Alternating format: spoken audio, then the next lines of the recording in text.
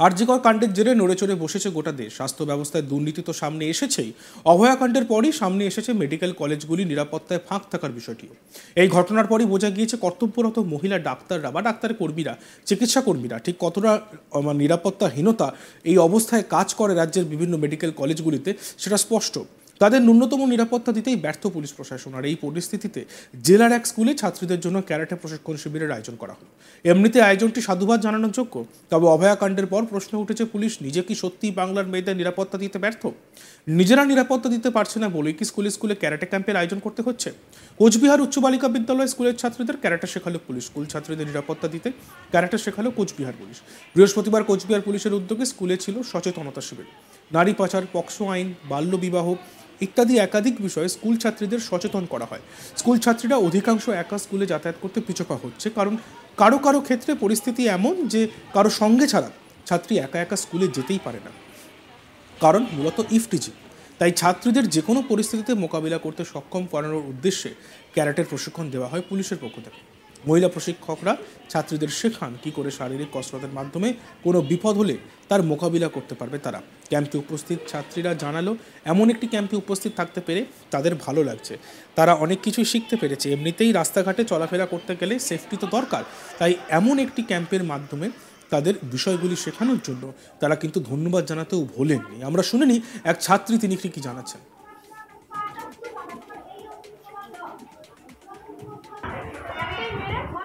শিখলাম, এখানে অনেক কিছু শুনলাম। আর যেসব ক্যারাটেগুলো আমাদেরকে জানানো এবং শেখানো, সেসব আমরা যদি কেউ আমাদের রাস্তাঘাটে এইসব মাঝখানে আসে, তাহলে এইসব আমরা শিখে এবং তাদের সামলা করতে পারবো। আর এটা মেয়েদের নিজের শিখতে লাগে, পার্সোনালিটি পড়াশোনার মাঝখানে ওটা শেখা লাগে। কেমন লাগলো? আর অবশ্যই এখন ভালো লাগলো।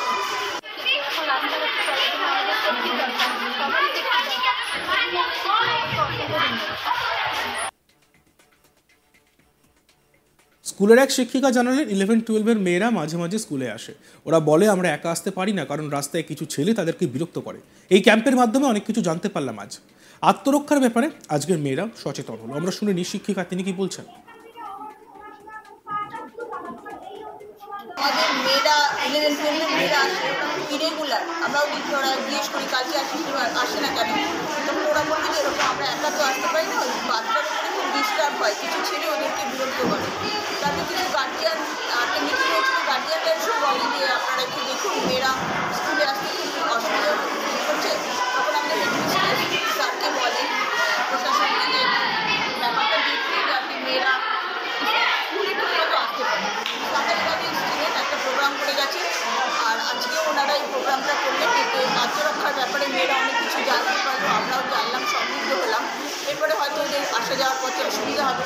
তারপরে এই যে চাইল্ড ম্যারেজ, যেটা এটা তো আমাদের এখানে হয়ই, রাখাঘাট অঞ্চলে অনেক ক্ষেত্রেই হয়, সেটা সম্বন্ধে ওরাও আগ্রহ। মেয়েরা কোথায় সমস্যা পড়ছিল আসতে স্কুলে আসতে? আসতে পারে নিউক্লিয়ারতে কিছু মেয়ে আসে, ওরা এসে বলেছে টাকা গাছ থেকে কিছু আমাদের 70% মেয়ে টাকা গাছ থেকে আসে, ওরাই বেশি অসুবিধা করছে। গার্জিয়ান এসে আমাকে কমপ্লেন করেছে যে রাজাবাজার অঞ্চল, তারপরে বাঁধের ওপর নাকি একটা শিব মন্দির আছে, ওই সমস্ত অঞ্চলে কিছু ছেলে ওদের কাছ থেকে রিপোর্ট পেয়ে আমরা প্রশাসনকে জানাই। তারা এর আগে এসেছিল, অনেক রাস্তার পিছনের ব্যবস্থা করেছেন স্কুলে যাওয়ার আসার সময়, তাতে মেয়েরা এখন সেফলি স্কুলে আসছে।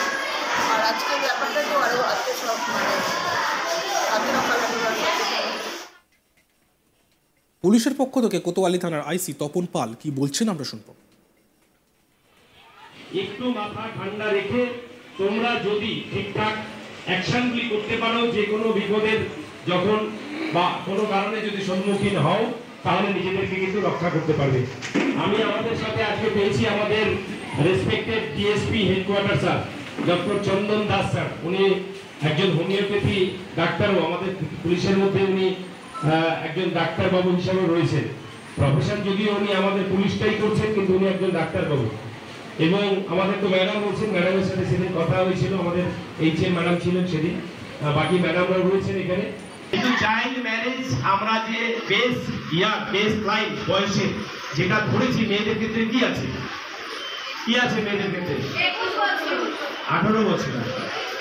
মেয়েদের ক্ষেত্রে 18 বছর 21 বছরের একটা প্রপোজাল আছে পার্লামেন্টে, যেটা আইন হবে সেদিন আমরা বলতে পারবো। কিন্তু ছেলেদের ক্ষেত্রে 18 বছর, তাই তো? 19 বছর, 18 পর 19। যাই হোক, ছেলেদেরটা আমরা এখন আর ধরছি না, কিন্তু মেয়েদেরটা আমরা বলছি। মেয়েদের হচ্ছে, আমার যদি 17 বছর 364 দিন হয় তাহলে চলবে তো বিয়ে? একদিন কম, কালকে বিয়ে হয়ে যাবে। আজকে আমি করতে পারবো?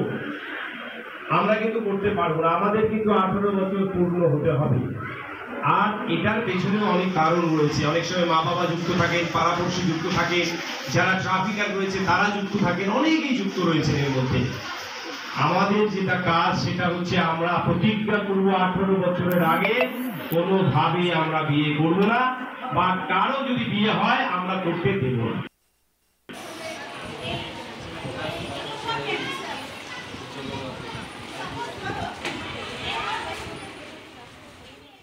এ বিষয়ে আমাদের প্রতিনিধি প্রবীর কুণ্ডুর একটি প্রতিবেদন আমরা দেখব। কোচবিহার পুলিশের পক্ষ থেকে উদ্যোগ নেওয়া হয়েছে যে বিভিন্ন স্কুলগুলি যে রয়েছে কোচবিহার শহরে, সেই স্কুলগুলিতে গিয়ে তারা সেখানে ক্যারাটের প্রশিক্ষণ দেবেন। এবং ইতিমধ্যেই কোচবিহারের যে উচ্চ বালিকা বিদ্যালয়, সেখানে দেখা গেছে যে স্কুলের ছাত্রছাত্রীদের মধ্যে তারা যাতে যে কোনো রকম পরিস্থিতি মোকাবিলা করতে পারেন, সেই জন্য কোচবিহার পুলিশের পক্ষ থেকে একেবারে সচেতনতা শিবির এবং তার পাশাপাশি ক্যারাটে শেখানো হয়েছে। এবং কোচবিহার পুলিশের পক্ষ থেকে এই সচেতনতা শিবিরে মূলত বাল্যবিবাহ বিরুদ্ধে রুখে দাঁড়ানো, পক্সো আইন সম্পর্কে সাধারণ ধারণা এবং এছাড়াও বেশ কিছু ব্যাপারে সাধারণ যে মেয়েরা রয়েছেন, গ্রামের যে সাধারণ মেয়েরা রয়েছেন, তাদের সচেতন করতে শুরু করেছে পুলিশ। এবং পাশাপাশি সেই সমস্ত সচেতনতা শিবিরে দেখা যাচ্ছে যে পুলিশের পক্ষ থেকে মেয়েদের একেবারে ক্যারাটে শেখানো হচ্ছে এবং যারা ক্যারাটে মেয়ে প্রশিক্ষক রয়েছেন তারাই মূলত স্কুলের এই ছাত্রীদের তারা এই প্রশিক্ষণ দিচ্ছেন। এবং এই পুলিশের পক্ষ থেকে বলা হচ্ছে যে মূলত যে কোনো পরিস্থিতি রাস্তায় বেরিয়ে যদি কোনো সমস্যার সম্মুখীন হন এই ছাত্রীরা, তারা যাতে সেই পরিস্থিতি মোকাবিলা করতে পারেন। বিভিন্ন স্কুলের যে শিক্ষিকারা রয়েছেন এবং ছাত্রীরাও তারাও একাংশ বলছেন যে বিভিন্ন স্কুলে আসা বা যাওয়ার সময় দেখা যাচ্ছে রাস্তায় অনেক সময় কাউকে না কাউকে ইফটিজিংয়ের শিকার হতে হচ্ছে এবং সেই পরিস্থিতি মোকাবিলায় যাতে সেই মেয়েরা তারা যাতে আত্মনির্ভর হয়ে ওঠে এবং মূলত সেই ছাত্রীদের আত্মনির্ভর করার লক্ষ্যেই পুলিশের পক্ষ থেকে এমনই উদ্যোগ নেওয়া হয়েছে। এবং পুলিশের পক্ষ থেকে কোচবিহার উচ্চ বালিকা বিদ্যালয় যে শিবির হয়েছে, পাশাপাশি এছাড়াও আরও বেশ কিছু স্কুল রয়েছে যেখানে এই ধরনের শিবির কোচবিহার পুলিশের পক্ষ থেকে করা হবে, এমনই কিন্তু পুলিশের পক্ষ থেকে বলা হয়েছে। এবং জানা গেছে যে স্কুলের যে ছাত্রীরা রয়েছেন তাদের আরও বেশি করে সচেতন হওয়ারও প্রয়োজন রয়েছে, এমনই কিন্তু সিদ্ধান্ত নিয়েছে কোচবিহার পুলিশ। এবং সে কারণেই যে স্কুলের যে বিভিন্ন ছাত্রীরা রয়েছেন তাদের মধ্যে আরও সচেতনতা বাড়ানো এবং দেখতে থাকুন আজ তাক বাংলা, সাবস্ক্রাইব করতে ভুলবেন না।